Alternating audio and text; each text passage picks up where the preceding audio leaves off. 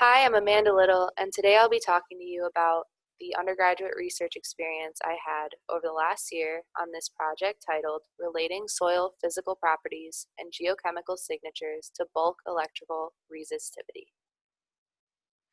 So landscapes are changing across the globe in response to growing populations, shifting agricultural practices, and changing climate. And with these changes comes changes in the subsurface too. Plants, which are the dominant users of water on these landscapes, are responding dynamically in turn, with changing plant species composition, development cycles, and root architectures. The aim of this research is to create a model which allows us to map the hidden world of roots. And since cellulose is a very resistive material, using geophysical methods such as electrical resistivity will work. And a model like this will help us understand how the hydrologic cycle is altered by plant root water uptake. And a couple benefits of this proposed model are that it's non-destructive and affordable. So looking at the big picture, the results will aid scientists in the understanding of how changing climate and terrestrial land use will potentially affect local water balances. So basically, by understanding soil properties, we will understand roots. And looking at the chemistry of soil water, as well as the soil's clay and mineral content, we find that these can actually obscure the potential signal of roots. So my role in this research project was observing the physical, geochemical, and electrical properties of the sampled subsurface. I was also able to formulate my own hypotheses about the data I was collecting and how this would ultimately affect the larger picture.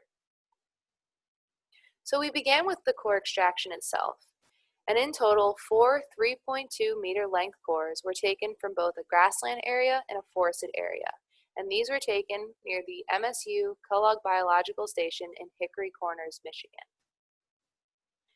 Here we can see the two core extraction sites in proximity to each other, and these core extraction sites were approximately 90 meters apart. As soon as we extracted the cores and brought them back to the lab, we measured and split them into 8 centimeter sections, and these intervals were marked by drill holes. These were then filled with pins and connected to a multimeter to measure the resistivity of the soil in situ. Each section's resistivity values were recorded 3 times and averaged. After this, using a core splitter, the cores were dissected and each marked section was maintained and placed into its own bowl.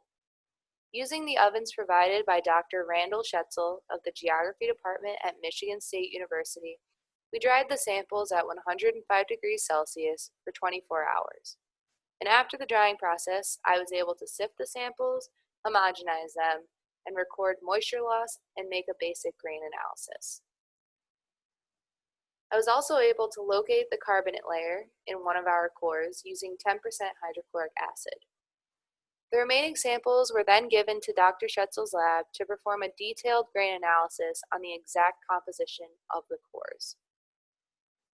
When we got this data back, I was able to create figures such as this ternary diagram to offer a more visual representation of the exact composition of our cores.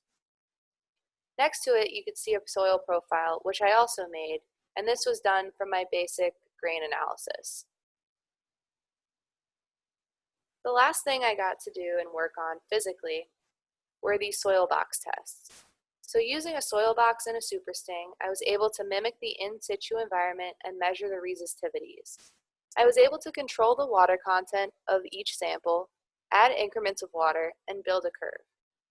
Because we just recorded these results, we are still in the process of analyzing them.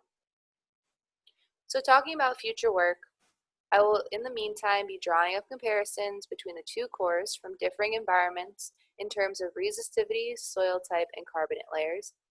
I will make more figures and soil profiles for the remaining data for the use of publications and presentations. And lastly, I will make a poster with my findings and data within the next few months to showcase some results. Here's a list of people and organizations I would like to thank, and that is all. Thank you.